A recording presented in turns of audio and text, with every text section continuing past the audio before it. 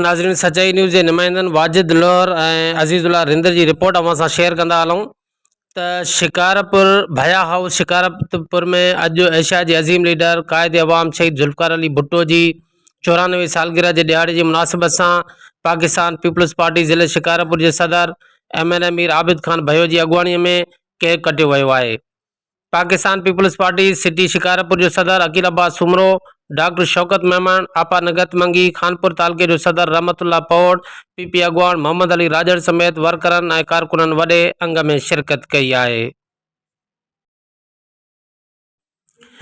जॾहिं त ॿिए पासे बानी पाकिस्तान शहीद जुल्फ़िकार अली भुट्टो की 94वीं सालगिरह के हवाले से मदे जी वेझो PP तालके गढ़िया सिंधी राब्ता ऑफिस तोरबंद ते एक वॾी तकरीब मुनक़िद कई वई, जिते पीपल्स पार्टी ज़िले शिकारपुर के जनरल सेक्रेटरी सरदारज़ादा जुल्फ़िकार अली खान कमारियो, अलावदायो केर, अब्दुल कादिर शाह अमरोटी, अब्दुल नबी खान सिलरो, मोहम्मद मूसा जूनेजो, इल्ताफ़ हुसैन सुमरो, मोहम्मद नवाज़ कलर, जानसार कोसो, असगर बोड़ो, इरफान चन्नू और सवे कारकुनन शिरकत करे सालगिरह जो केक कटियो।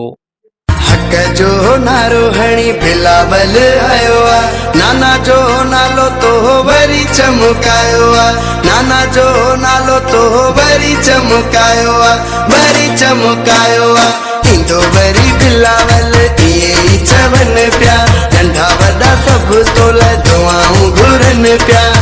बेनज़ीर जालाल अल्लाह बादशाह